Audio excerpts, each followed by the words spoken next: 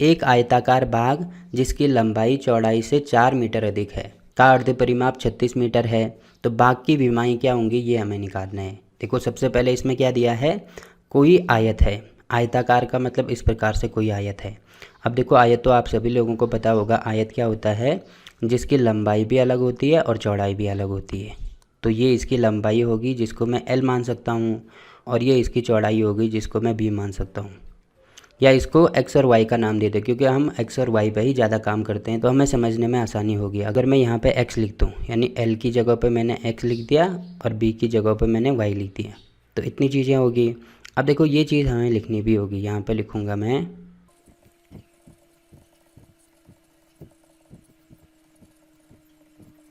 कि माना आयताकार बाग की लंबाई x, देखो ये सारी चीज़ें मीटर में दी हैं तो ये भी मीटर हो जाएगा। x मीटर है तथा चौड़ाई y मीटर है, तो ये मैंने मान लिया।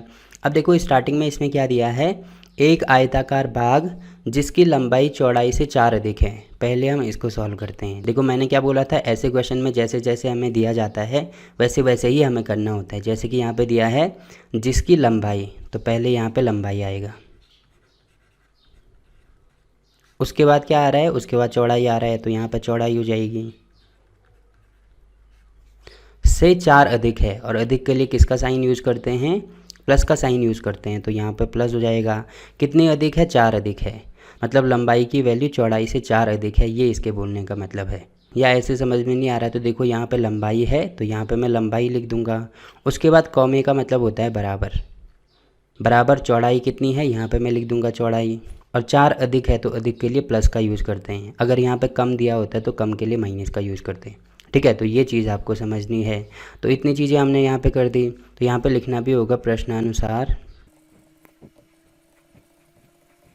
लंबाई चौड़ाई से 4 अधिक है, तो तब ये लिख देना। अब देखो लंबाई हमने क्या मानी है, x मीटर मानी है, तो यहाँ पे x हो जाएगा, बराबर चौड़ाई कितनी मानी है, y मानी है, तो यहाँ पे y हो जाएगा, और प्लस में 4।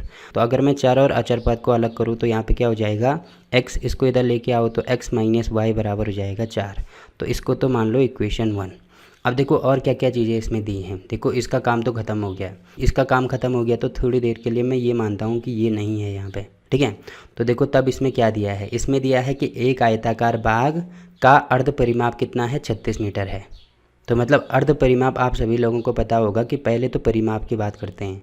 परि का मतलब होगा पूरा, और माप का मतलब होता है मापना, मतलब इसको हमें पूरा मापना है। तो हम पूरा कैसे माप सकते हैं, देखो जैसे अगर मैं यहाँ पे खड़ा होता हूँ तो पूरा मापने के लिए पहले मैं यहाँ से लेकर यहाँ तक जाऊँगा, उसके बाद यहाँ से लेकर यहाँ जाऊँगा, फिर यहाँ से लेकर यहाँ जाऊँगा, फिर यहाँ से लेकर यहाँ जाऊँगा, तो तब ये पूरा माप रहा है। इसका मतलब क्या होगा, देखो मैं ऐसे लिख सकता हूँ, इसको पहले यहाँ से लेकर यहाँ किए तो ये L था, या ये X था तो यहाँ पे X मान लो, फिर यहाँ से लेकर यहाँ गए तो ये B था तो ये भी B होगा, या y था तो ये भी y होगा, और ये L था तो यहाँ भी L होगा, या x था तो यहाँ भी x होगा। ठीक है, तो अभी x से कर रहे हैं तो ये x है, और यहाँ से लेकर यहाँ तक पूरा कितना है, b है या y है, तो इसमें y से कर रहे हैं तो ये y है।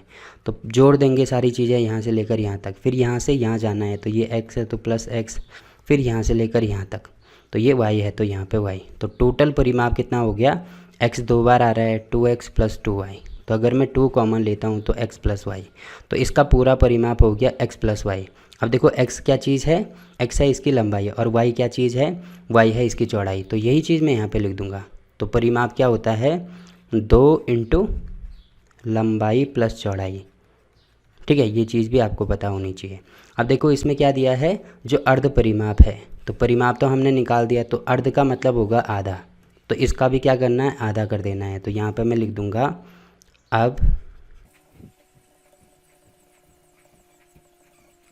आयताकार भाग का जो अर्ध परिमाप है वो 36 मीटर है। तो यहाँ पे हम लिख देंगे परिमाप, तो क्योंकि अर्ध परिमाप हमें निकालना है तो परिमाप का आधा कर दो, तो ये अर्ध परिमाप हो गया। इसकी वैल्यू किसके बराबर है, 36 के बराबर है, तो यहाँ पे मैं 36 कर दूंगा। ठीक है, तो इतनी चीज़ें होगी। अब देखो परिमाप के लिए मैंने क्या बोला, इसको लिखते हैं 2 इंटू लंबाई धन चौड़ाई, और बटे में होगा 2 बराबर होगा 36 के। तो इससे ये कैंसिल, और लंबाई हमने क्या मानी है, लंबाई हमने x मानी है और चौड़ाई y मानी है, तो यहाँ पे x और y की वैल्यू रख दो, तो ये हो जाएगा x प्लस y बराबर हो जाएगा 36। तो ये हमने दूसरी इक्वेशन निकाल दी। ठीक है, अब देखो 2 इक्वेशन हमें मिल गई, तो हमें क्या निकालना है, हमें इसमें निकालना है कि बाकी विमाएँ क्या होंगी। अब देखो ये विमाएँ क्या चीज़ होती है, पहले इसके बारे में भी जानते हैं। देखो फिजिक्स की भाषा में लंबाई, चौड़ाई और ऊंचाई को ही विमाएँ बोली जाती है। और अभी इस भौतिक संसार में केवल 3 ही विमाएँ हैं। 3 विमाएँ कौन कौन सी हैं? एक तो है लंबाई। देखो विमाएँ का मतलब होता है, जैसे एग्जाम्पल के लिए हम एक पॉइंट पर खड़े होते हैं इस प्रकार से, तो जहाँ से हम आगे और पीछे, मतलब जहाँ से हम दोनों तरफ जा सकते हैं। जैसे हम यहाँ पे खड़े हो गए तो हम इधर भी जा सकते हैं, इधर भी जा सकते हैं। तो एक ये पूरी बीमा बन गई। तो इसको पहली जो बीमा होती है उसको लंबाई का नाम दिया जाता है। वैसे अगर हम दाएँ और बाएँ, मतलब इस प्रकार से दाएँ और बाएँ भी जा सकते हैं, यहाँ से ये दाएँ और बाएँ है, या ये दाएँ बाएँ और ये आगे पीछे है, ठीक है। तो इसको चौड़ाई का नाम दिया जाता है, या दूसरी बीमा चौड़ाई होती है। और जो तीसरी बीमा होती है वो ऊंचाई होती है।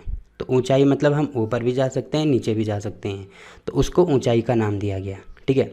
वैसे ही चौथी बीमा समय को माना जाता है, बट समय में केवल हम आगे ही जा सकते हैं, पीछे नहीं जा सकते हैं। तो इस चीज़ को आप ध्यान रख सकते हैं।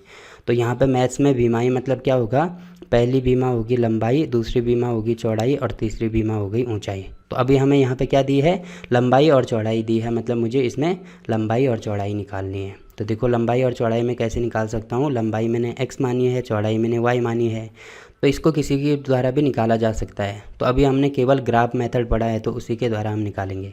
तो कैसे निकालते हैं, देखो 2 इक्वेशन मैंने बना दी, तो इनको मैं सबसे पहले यहाँ पे लिख देता हूँ। एक है x माइनस वाई बराबर 4 और एक है x प्लस वाई बराबर 36। तो कैसे निकालते हैं, इस प्रकार से बॉक्स बना के एक बार x की वैल्यू 0 रख दो और एक बार y की वैल्यू 0 रख दो, ठीक है। तो अगर मैं यहाँ पे x की वैल्यू 0 रखता हूँ तो यहाँ पे 0 रखेंगे तो y हो जाएगा -4, और अगर मैं y 0 रखता हूँ तो x हो जाएगा 4। तो 2 पॉइंट मैंने निकाल दिए, 0 और -4। वैसे ही यहाँ पे भी 2 पॉइंट निकल गए, 4 और 0।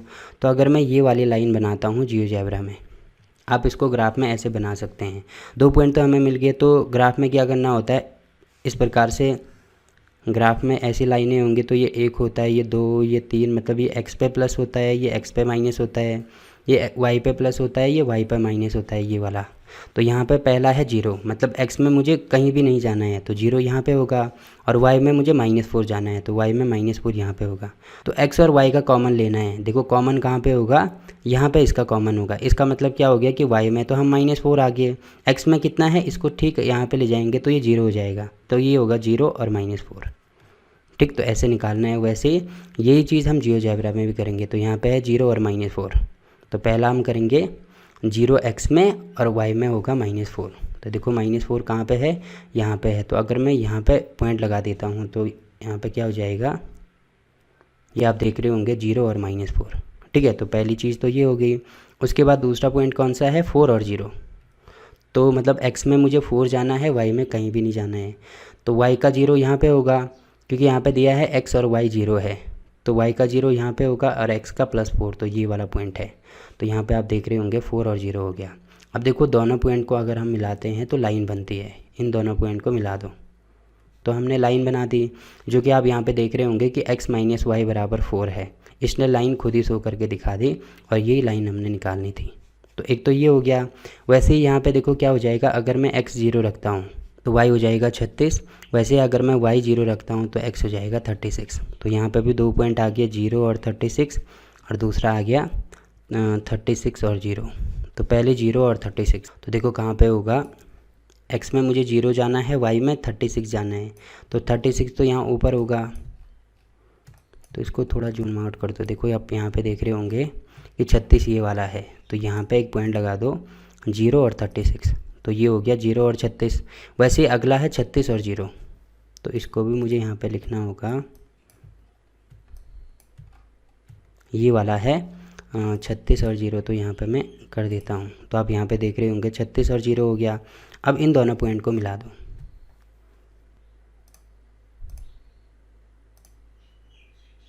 देखो ये दोनों पॉइंट मैंने मिला दिए, तो ये लाइन होगी x प्लस वाई बराबर 36। अब देखो जहाँ पे ये एक दूसरे को काटते हैं वहीं पे हमारा सॉल्यूशन निकलता है। तो आप यहाँ पे देख सकते हैं ये क्या है, x एक्सिस पे तो 16 है और y एक्सिस पे कितना है, 20 है। मतलब 16 और 20 हमारा आंसर हो जाएगा।